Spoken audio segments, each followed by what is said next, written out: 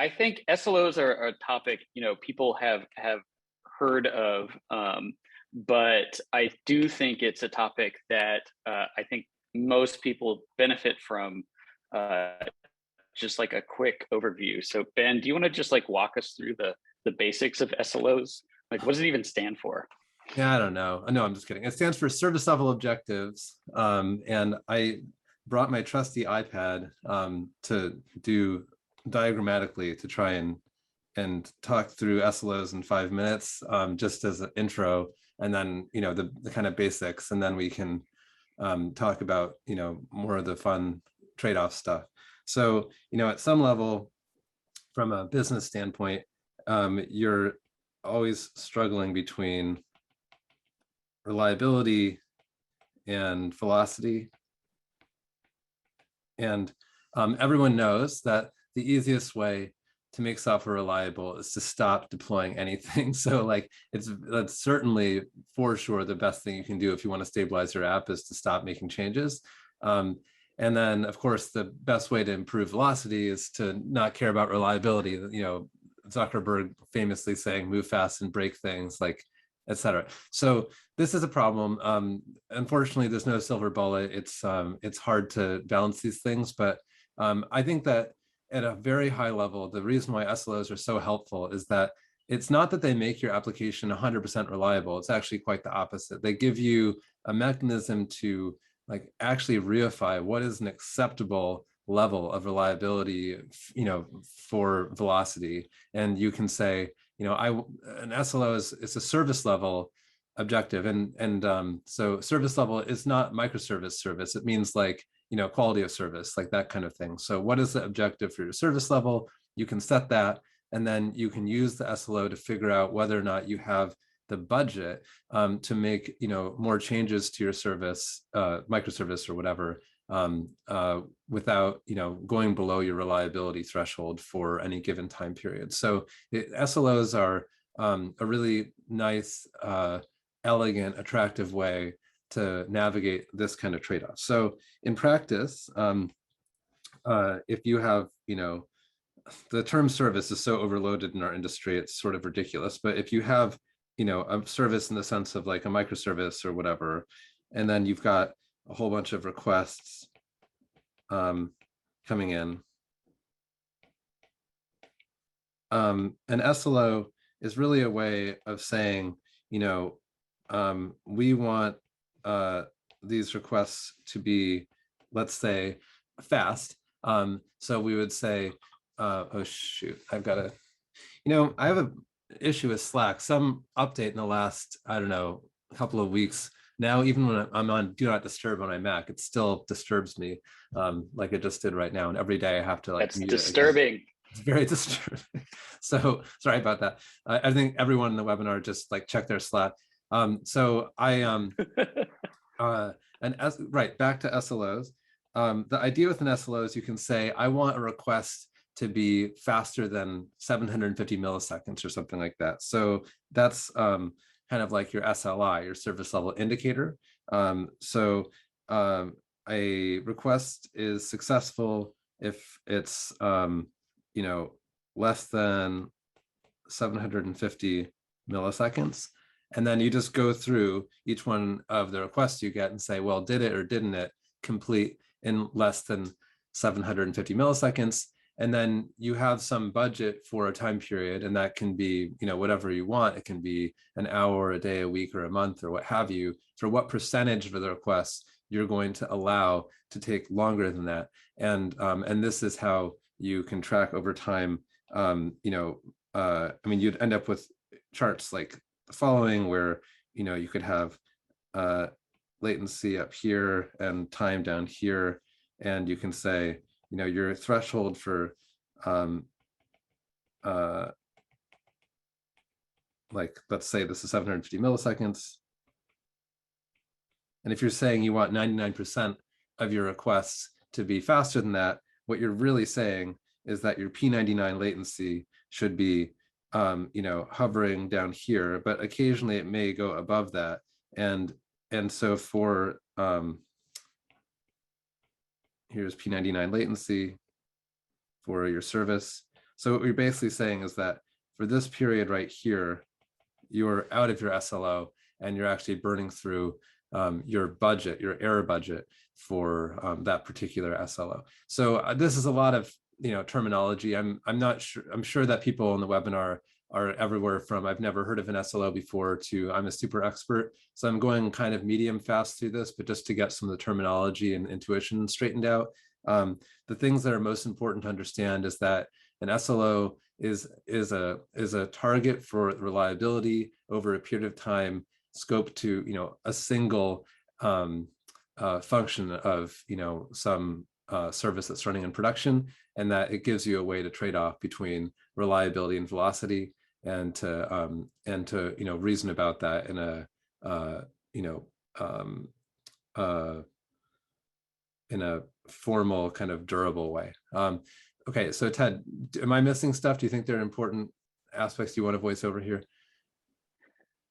So I think that's a helpful way to describe the basics of, like, it's basically an alert in a sense. So maybe just clarify real quick, how is an SLO different from an alert? It's a really good question. And I think it's often the case that people will use SLOs as the basis for alerting. I think that's actually a really smart thing. But an alert to me is the distinction I would draw. I mean, of course, alerting can be about anything, but you could make an alert about P99 latency and to say, oh, I don't want P99 latency to get above a certain threshold. To me, an alert is more like, oh my God, like what's happening right now is completely unacceptable and we need to wake someone up to deal with it. And SLO is different in that it's actually healthy and normal for there to be periods where you're burning through your error budget. In fact, at Google, not everyone did this, but some teams I would see from an SRE standpoint, if they had at the end of the month, if they still had SLO error budget left, they would actually burn it down intentionally. Like they would do some kind of maintenance or something they'd been putting off, and they'd wait for a month when they had the SLO budget to spend. And so it's okay to have some of your requests violate the SLI. You just don't want to have more violate it than you'd specified in your error budget. And that's a really important distinction with alerting, where in my mind, alerting is more like there's never an acceptable time for an alert to go off. That's supposed to happen when you're actually in an unacceptable, like must fix kind of situation. You can actually do a different kind of chart here, but if this is more like your error budget remaining for an SLO, and again this is time over here, what you can do actually is that you can track, if I'm lining up these two charts I have here, you could say that you're doing okay until this point, and then you start to actually cut into your error budget, and then it gets flat again. So it is possible to have alerts that are also tied to SLOs where we can say this slope is actually not acceptable. Like you're going to run out of your error budget before the end of the time period or whatever. So you can have alerting that's really intelligent tied to SLOs, and that's something we've been working on with Lightstep actually. But this is there's like a continuum here around when is something worth waking up about. But I would say the main difference between SLOs and alerts is that alerts are never acceptable. SLO violations, in the micro scale actually are totally fine. Great. Yeah, I think the error budget concept is really key here, right? You're saying like this reality is going to happen, and you're trying to keep that bounded within a certain quantity very explicitly, as opposed to alerts where ideally they never happen, though I wish my various tools would just be able to automatically tell between the alerts that were really important and the ones that were just popping off, or that those never happened. But in this case, we're talking about you're trying to stay within a certain quantity of this happening. So a certain percentage of the time this may happen, but you don't want to go outside of that percentage of the time. Right, exactly. Yeah. So I think that's a great basic overview. Let's maybe start building up from there a bit. So we were talking about how, or something you mentioned was that these are service level, not necessarily microservice level. Could you dig into that a bit? Like when you're designing these SLOs and you say, this is my error budget for this particular service or microservice, these things can't be defined in isolation, right? Like you have to be thinking about this a little bit holistically. Yeah, that's exactly right. And that's one of my biggest gripes with SLOs right now. I think that we're on the ascent in terms of the SLO hype curve right now. They are important and there's nothing wrong with SLOs exactly, but I think if you run into it, especially in a distributed architecture, there are a lot of landmines. And one of the biggest ones is just the both the need and almost, at least with most current tooling, the impossibility of making the SLOs consistent across a kind of a deep stack that has many services layered on top of another. I did some Twitter stuff recently where I tried to explain this. I'm going to bring up those slides because I think it's easier to explain this with pictures.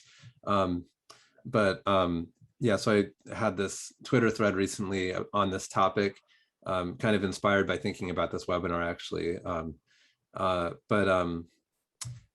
The idea with SLOs is that you should be able to, good engineers want to, they want to do right by the end users of an application. I mean, that's always been really motivating for me is, how do you make your product a delightful experience for the customer, the end user.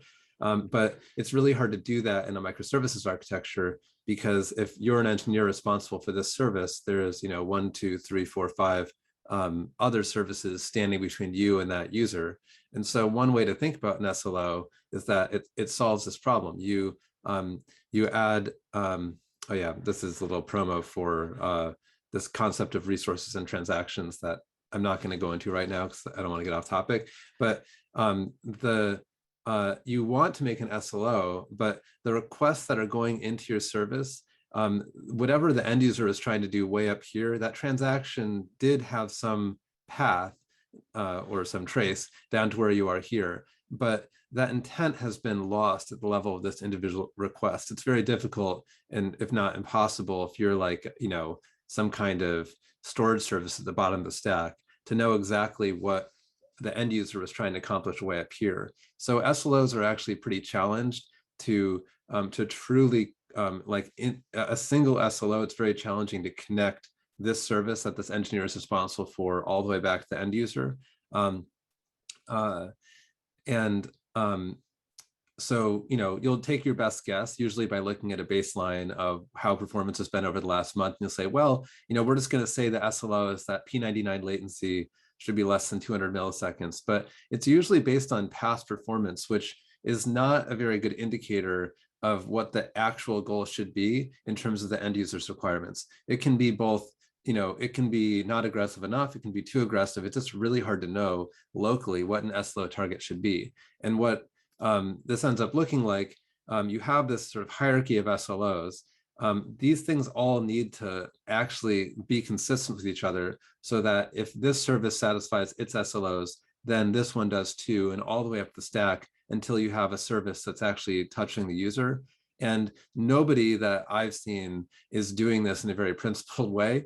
And so you end up in this world where individual teams are meeting their own SLOs, but there's no, since there's no consistency check, the end user is not actually getting their SLO met or their SLA met in some cases, and that creates a lot of problems. So you'll have inconsistencies like this, where if this service down here has P99 at 450 milliseconds, then this service up here is kind of by definition going to be unsatisfied, in that they have a dependency with a looser SLO than they have. That's the sort of thing that we see a lot. And for enterprises I've seen adopting SLOs, this has gotten so extreme that in some cases they've gone all in on SLOs, created like 2,000 or 3,000 of them, and then had to roll the whole thing back. And because it was just kind of a dumpster fire with teams basically not trusting that these mean anything, because they kind of didn't. So my strong feeling is that for microservices, there's a need to have systemic ways to check the consistency of the SLOs across the stack. I think that's actually very feasible to do with tracing, and this is the way that we're approaching it with Lightstep for what it's worth. But it's without these consistency checks in a microservices architecture, the SLOs don't achieve the goal of creating a kind of unbroken contract between the users and the customers of an application and the many services that are involved in delivering that application. Does that make sense, Ted? Or questions? It does make sense, but I think I want to maybe hammer on a particular point about why this is tricky. You mentioned, if a service has services it depends on that have a looser SLO than it does, then it can't meet its SLO. But it's even worse, right? Because let's say you give all of these services the same SLO, that's also not going to work, right? Like if I depend on 3 services that have the same SLO as me, and then they all exhaust their error budget, that's 3 times over my error budget, right? So it's trickier than just blanketly setting them all to be the same thing. Yeah, and I mean, you're absolutely, and it's even worse than that, and that you could have simplify this picture and say, look, there's just 2 services. Maybe it's even this way, the 400 over the 300, right? So like, okay, all good. The parent service has a looser constraint than the child service. That actually doesn't work at all. If the parent service makes multiple requests to child service, per transaction, like at Google, we would have these situations where there's a service called Mustang, which is responsible for web search when I used to work there a while back. And because it stored most of the web index in memory, and had this huge fan out where you'd have, the parent would actually fan out to often like dozens or even hundreds of kind of children per request. And that's this weird thing where if you're doing that pattern, even if almost all the time the children are very fast, it just takes one, if you have to wait for it, to slow the whole thing down. So you end up being incredibly sensitive to tail latency. And in those sorts of architectures, you probably would, if you want this P99 for the parent, the children have to have a much, much tighter guarantee on even higher percentile latency, because if you fan out to 100 children, odds are that that P99 latency is actually going to be like the latency for one of your children on every request, and that ends up being like really, really problematic. So yeah, totally. And those sorts of that kind of thing is, as a human being, I think it's really difficult to reason about. Even the math and the statistics are hard to reason about. And again, I think it just screams for automation and computers to kind of swoop in and save the day on helping to set SLO targets in a intelligent and data-driven way, instead of just looking at the historical baseline and assuming that that's normal and acceptable. Right. Yeah. I mean, you mentioned fan out, where I think I could describe the math there basically is you're rolling a die, and if it comes up a 1, then that's an error. But if you roll the die once, you have a chance of it coming up 1. If you roll the die 10 times, if you roll the die 100 times, your chance of getting 1-1 is going up dramatically, right? Yeah, exactly. So that's terrible. But then it's even worse than that, right? Because these service graphs don't look like a tree, right? It's the opposite. It's almost like a diamond pattern or something terrible, where you have the application services at the beginning, and then they're talking to maybe a bevy of different services, which are servicing all different kinds of requests. And then it often down at the bottom, there's some heavy duty data services that are servicing just all of the requests. They trickle down to some smaller handful of data services at the bottom. And that's just a really complicated situation to me, figuring out what the SLO for that lower level data service that's just handling kind of request just sounds incredibly tricky to me, to do it in a principled way, like you mentioned, not just throwing a dart. Yeah, you're absolutely right. And I think unfortunately that is almost ubiquitous that at the bottom of the stack, you have some kind of durable data store that has many paths back up to the user. SLOs can be very helpful in that situation in terms of, is it really safe to run this database migration? Like, do we have the error budget to handle that? But it's also really problematic from a modeling standpoint. Yeah. I know that we haven't officially gotten to the Q&A, but I'm kind of curious if there are people on the webinar who have questions or comments about what we've talked about so far, including super basic stuff like, hey, like, what does SLO stand for again, or whatever. It's a really rich topic and something I've thought a lot about. So I'm a little bit worried that I've neglected to explain something, pretty essential. So I'm happy to hear questions or comments on this from folks. Yes, everyone, please start using the Q&A tool to start asking your questions. We'll go for maybe 5 or so more minutes, and then we'll switch over fully to Q&A driven stuff.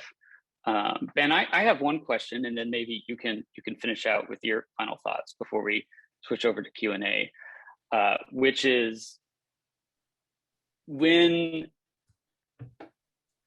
how much do you have to think about, or how much do you benefit from thinking about this when you're architecting your system? And just to give an example, the thing that comes to my mind is testing. Testing is something that you can always do to a system, but I've certainly been in situations where people did not start with testing around a certain system or subsystem. And then when you try to wrap that system in tests or testing after the fact, you discover it's really difficult. It's more difficult than it should be. And there's this huge benefit that comes with testing first, because you design your system to be testable. So testability is actually a feature you have to think about. And my gut instinct is something like SLOs probably have a similar quality. Yeah, and I'm just wondering if you agree with that. Oh my God, I totally agree with it. In fact, if anyone here is, looking to start a company or something, one idea that I think is like ripe right now for someone, but I haven't seen anyone doing this. So I want half the IP if you end up, no, I'm just kidding. But I think that the idea of,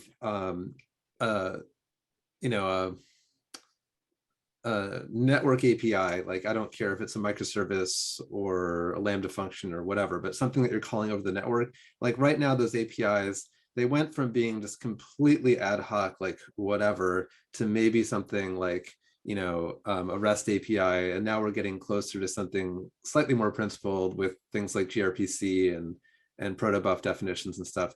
None of those actually encode the performance requirements or the SLI or the SLO of the API in the API definition, but I think they really should. I mean, because the way that you construct a service in its entirety, like in terms of what you're doing for the end user, it really, like, it's very, very important. It's a very important characteristic of these APIs, like how quickly they perform. Like I'm sure people can relate to this, but you have people who will write a design doc for the semantics, just like literally, what does this API do? And they'll build the whole thing and deploy it. And no one ever really asks them, so how long is it going to take for this thing to return requests in, P50, much less P99? And then you hook it up, and it turns out that the end user is just watching a spinner, because like the thing takes 10, 20 seconds to return results. And we all know that like human beings don't like waiting for more than about a second, if that. So you're like creating a bad user experience for any aspect of the UI that depends on that service. And I really think that the API should like encode something about the expectation that the caller can have from a performance standpoint. And they don't right now. So I think if SLOs are considered part of the design of the system, I think it forces some difficult conversations early about whether or not you're in the ballpark for the end user's, actual UX requirements. And it really does happen frequently, I think, where people build services and they're just not they're not thinking about those requirements as like an essential part of the design of the service, and they really are as essential as the semantics, as the, you know, what you end up getting back data wise. It's, I think, as important as the order of magnitude for performance and reliability. And I'll stop talking a second, but the other aspect of it is just, you know, how many nines of reliability you need from a service. Like, you'll see people design things that are both, you know, not reliable enough, but also people who will design things that, you know, write to disk on every request so that it's super durable, when actually you don't need that at all. So again, there's this tendency to ignore the like the trade-offs around durability and reliability and performance, and that could be easily mitigated by using SLOs at the design phase for a service as well. Yeah. Someone at a KubeCon recently told me they'd succeeded at getting 9/8 of reliability out of their system. So maybe that's a goal to start with. Yeah. There's some questions. We've got some Q&A coming in. So yeah, let's switch over to these. Okay, so Christopher asks, so what is the solution you propose to make SLO principles work for these microservice architectures? I think, you know, I've said some of them I think are really tricky, right? Like the dependencies. And either I've lost connectivity. Yeah, sorry. Well, I can hear myself and I can hear you, but I don't know if other people can hear me. So I'm looking at my Zoom stats. I think I'm okay. So I would say that the sort of like the single most important thing in my mind is that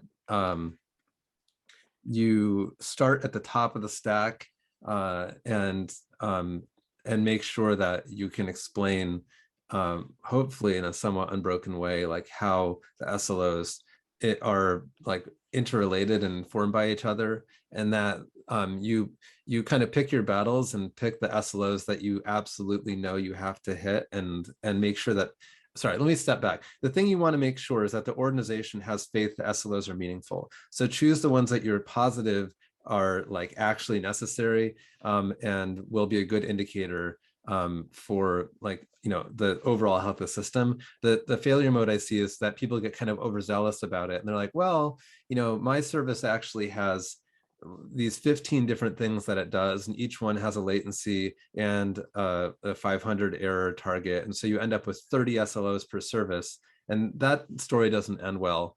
I think it's better to choose the things that you're very confident need to be part of the SLO framework, and ensure that the overall organization continues to have faith that the SLOs are meaningful. Because if people stop believing the SLOs are meaningful, the whole thing falls apart.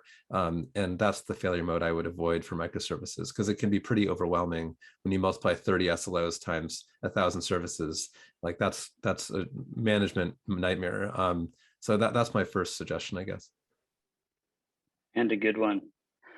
All right, Victor asks, there's a novice question. When designing an SLO, how do you define what your error budget should be? That's actually a really good question. Yeah, that's not that's not a novice question. I mean, ultimately, it's a business question, I think. And I think that's kind of going to what I was saying. If you can start at the top of the stack, that's almost a question for a general manager or a product manager or something, to say, look, what is an acceptable reliability target for our end users? And then for each service down the stack, I think you just need to make sure that the error budget is consistent with that overall end user experience.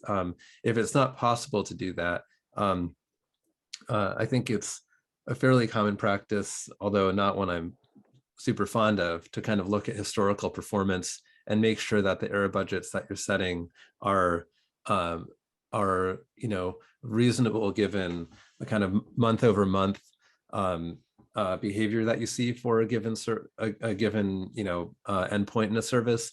The trouble with that is that sometimes the steady state for a service might be unacceptable, or it may be more than is needed, and so you end up setting error budgets that are inappropriate. But that's kind of the kind of option of last resort. But ideally, you're starting at the top and kind of going down, making sure that the error budget is consistent with whatever is above the service in the stack.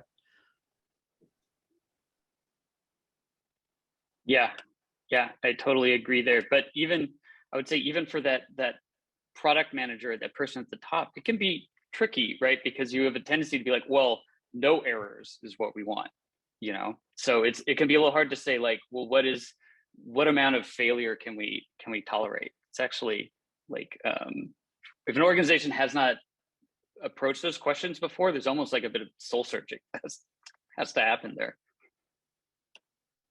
Yeah, totally. Uh, yeah.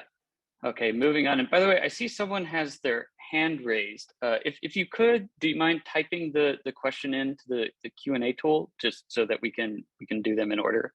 Appreciate that. Thanks. Moving on to Jordan's question here. I've heard arguments against using P99 metrics. Have you considered or do you have opinions on SL based on the 1 percentile of slowest transactions? I would love to hear the arguments against using P99 metrics. Are people able to come off mute in this webinar? Sometimes I forget how these things work. Anyway, whatever. I guess sometimes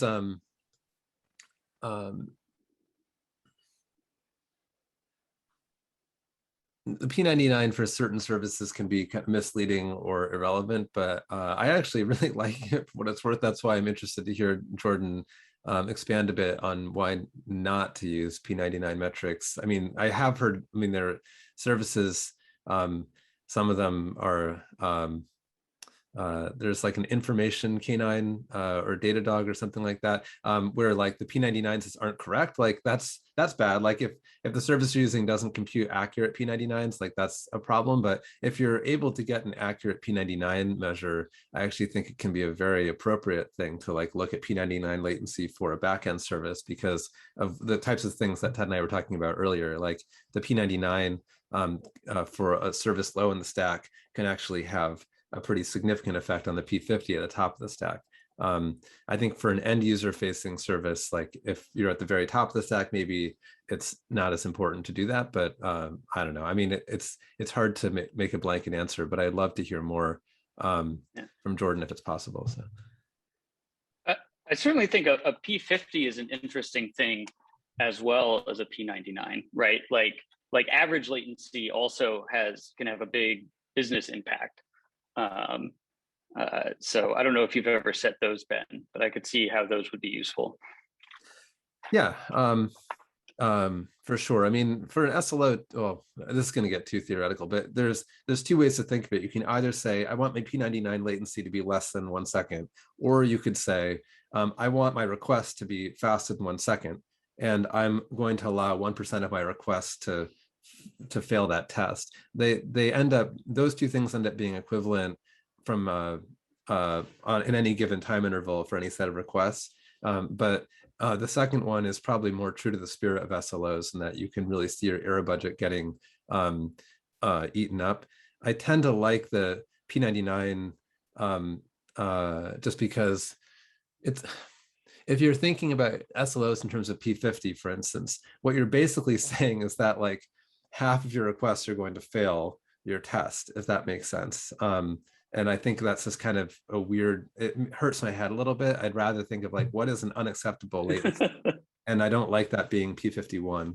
Jordan, I don't know if that makes any sense, but for SLOs, that's another reason I like the higher percentile latencies. When you flip it around, you're really talking about what is acceptable versus unacceptable. And it's harder to do that in my head when you're talking about median latency. Yeah. And I think Jordan's answering us in the chat here. He's saying that. Oh yeah. Yeah. So the argument again is if you have a page that makes multiple requests and you load a few pages, chances that a user is going to hit a request outside the P99 starts to get high. And if one out of every few pages is slow, that can lead to a bad experience. Yes. Okay, well, so this is actually okay. Thank you for expanding upon that.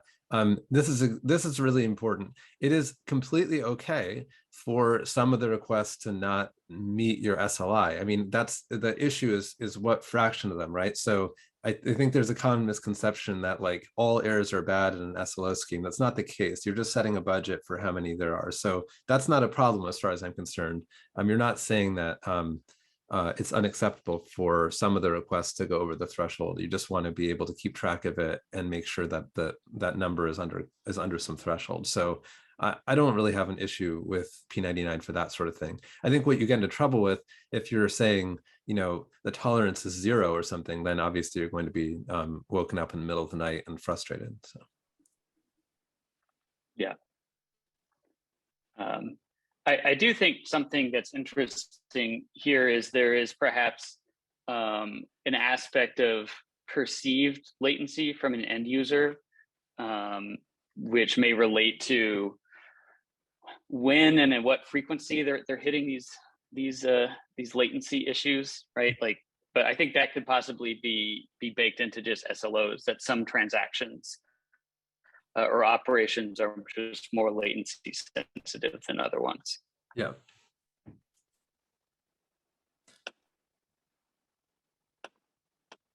Cool. Okay. So let's move on to JP's question here. So he says, very interested in the impact of distributed service architecture and the interdependence between SLOs. Yeah. We're just starting out on our SLO journey, and it strikes me that we have to learn as we go and be prepared to scrap and recreate SLOs. Yep. The alternative is getting multiple teams to agree to SLOs without real-world experience of the previously stated challenges. So what do you think of that? You should join our private beta. But no, sort of half joking, but ignoring that solution. Yeah, I would echo what I said earlier. Rather than trying to create the final solution for SLOs, have everyone, choose the SLOs that they feel very confident about, both the SLI and the SLO. So that this is absolutely an essential operation, and you feel the operators, the DevOps engineers, whatever, feel confident about the threshold, and use that to gain experience with SLOs. Because I think the number one kind of meta issue I've seen with SLO deployments is that the people who need to interact with SLOs on a day-to-day basis lose confidence in them. And so you want to make sure that that's like a check plus in the beginning. And then having had that experience, even for 3 months or 6 months or something, I think it'll be easier to kind of pattern match off of that and build out SLOs for the rest of the stack and get to the final solution. The anti-pattern is saying, okay, everybody, our SVP of engineering said everyone's doing SLOs, and then you end up with 5,000 SLOs and no one has any idea if they're correct. And then you lose confidence and the whole thing falls apart. So that's my suggestion, barring the private beta for Lightstep. Yeah. And JP, it does, I mean, if you guys are already thinking in these terms, I feel like you're already in a good spot. But it's definitely a scientific process, right? Like, it's much better to start running an experiment and seeing how that goes than it is probably to try to figure out the perfect way of doing it. So just starting with something and having everyone just agree that you're trying something to see how it helps you is probably like the healthiest way to approach this. All right, moving on to Taruchi. Hopefully I'm pronouncing your name correctly. It says they have a question from a non-technical background. Can we apply SLs in supply chain solutions? So Ted's internet's all messed up. So I'll repeat. I have a question from a non-technical background. Can we apply SLO principles in supply chain solutions? Yeah, I mean, I think the concept is relevant and applicable, anywhere that you're trying to balance.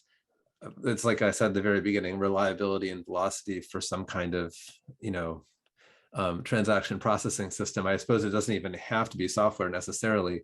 I think you would be hard pressed to use SLO, SLO management software, from the observability, the service observability world. I think you'd have trouble applying that to those systems because there's there are a lot of assumptions baked in about the telemetry and how it's formatted and expressed and stuff like that. So I think the concepts are applicable, and I would not be surprised if they had analogs actually in other industries, but I'm not sure if you'd be able to use the same tooling.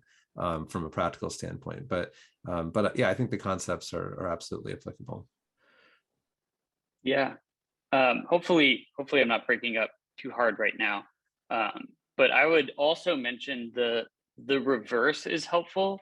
As computer engineers, we tend to just focus on our little domain, but there is a huge, rich history in the world of operations and operational research.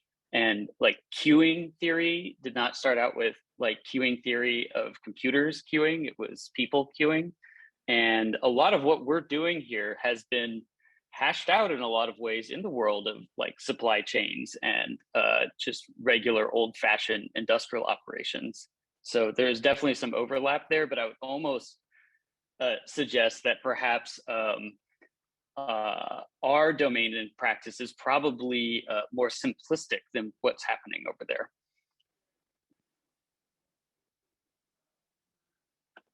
Yeah, so hopefully that came through. Okay. Moving on to Fernando.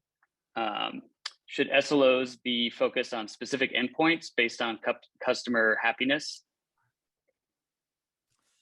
I guess, my quick take, where is my slide? I mean, to go back to this,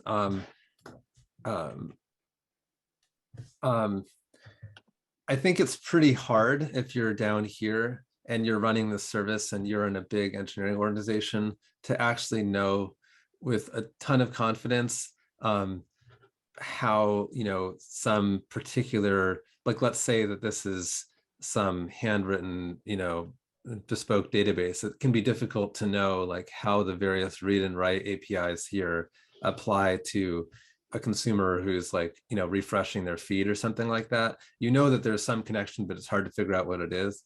So again, I think that this, in the absence of software that helps you do this, in a really methodical way, the best you can do is to make sure that you've thought about your nearest neighbor, or maybe the one that's just beyond it, to ensure that your SLOs are consistent with their needs. And that may involve having conversations with, your clients from a software engineering standpoint, right? Like there's some team that's operating this service, and you might, if you're running this one, you might want to talk with them about their needs.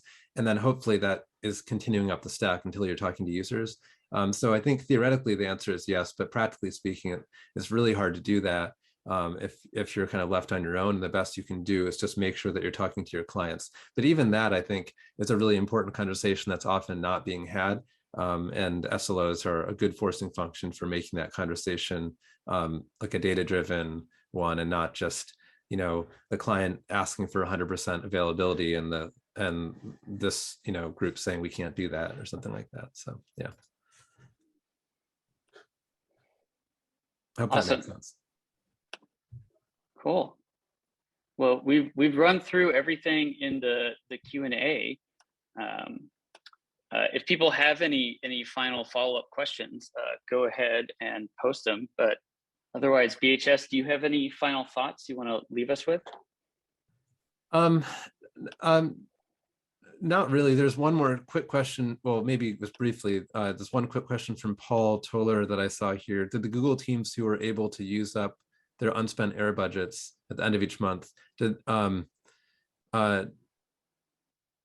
they know that the end user wouldn't be hurt, or were they far enough removed not to care?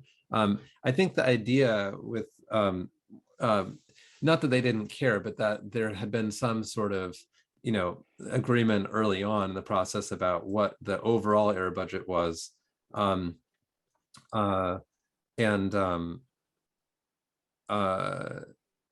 By spending the error budget in a kind of intentional way like that, and not exceeding it, you were guaranteed that the end user wasn't going to be affected in a way that was unacceptable from a business standpoint, because the SLOs all kind of line up. So I think they did care about the user, but I think that they knew, because of the way the SLOs had been designed, that the effect on the end user was kind of by definition acceptable. And to be clear, they weren't taking the database like hard down or something like that. I think that would be an unacceptable thing to do from an SLO standpoint. Most likely they were doing things that would affect some percentage of requests but stay within their error budget. So gosh, there's a few late breaking questions. I guess I'll there's a couple that are kind of about Lightstep. The SLO stuff that we're doing for Lightstep has not been announced publicly, but if folks are interested, you can DM me on Twitter and I'm happy to chat with you about it. We'll announce more about it, the specific functionality when we announce the feature like formally. But there's some things that we're doing that I think are like pretty interesting and enabled by Lightstep's like underlying technology platform that does relate to like inter-service tracing. Okay, I think maybe Ted, what do you think? I think usually we try to end these things about 10 minutes before the hour. Do you want to wrap things up? Yeah, I think there's one interesting question there about non-request based streaming applications that seems like a big rabbit hole. I don't know if you have like a 30-second answer to that. I do sort of. I think that's an anonymous attendee. I think it's a really painful thing right now. Like a lot of observability stuff, including SLOs, gets messy for distributed queues. Like, I mean, Kafka is sort of the canonical example, and that you can certainly measure SLOs for how long it takes to get something, like literally to enqueue something into Kafka or to dequeue something from Kafka, but measuring the time it takes for something to get from the producer to the consumer is kind of left as an exercise to the reader. I mean, the hardest part is just gathering that telemetry and organizing in a way where you could plug it into some kind of SLO system, but that's not something that's made particularly easy in the design of those sorts of infrastructure software solutions. So I don't have a silver bullet in terms of, at least that I'm aware of, that a way that you can like plug into a system like Kafka and make that stuff really easy to measure. And I consider that to be a gap that hopefully will be closed, by the Confluent team or someone else in the next couple of years. But it's a hard thing to measure in a general purpose way, which is why it's not available today. So yeah, I guess that's a long way of saying I don't have a silver bullet for that. But I think it's a really smart question and revealing one as well. Yeah, great. Cool. Well, to wrap it up here, I think the final thought I would like to leave people with, and hopefully I'm not breaking up too much here, is just that we don't tend to think very hard and strategically about the business value that our software is providing and how it is providing business value. Those are, the people thinking about the business value are often not the engineers. And there's often a bit of a gap there between building software and making software reliable from a technical standpoint and making software that provides value to the business that it is supposed to be applied to. And to me, SLOs are a great shift, hopefully, industry shift in just how we're thinking. And the more I think we can knit those two sides of the coins together, the people thinking about the sort of purpose of all this software we're building and the people building that software to purpose, the better the software is going to be at providing value for people. So I'm excited about this SLO trend, even if it's going to be a bit of a hype train for a little bit. Too. Yeah. All right. And on that note, I think we're going to wrap. Thank you, everyone, for attending. If you'd like to follow up, both BHS and I are available on Twitter. Our DMs are open, so hit us up there. Ben, you created a slideshow, and then you put that slideshow on Twitter, and then you took screenshots of the Twitter version of the slideshow and put that into a slideshow. So I'm just hoping there's another layer of meta that's going to come out of this on Twitter after the fact. So I'm looking forward to that. Yeah, we're going to do it all in VR. Excellent. All right. Thank you, everyone. And we will see you on the internet. Goodbye.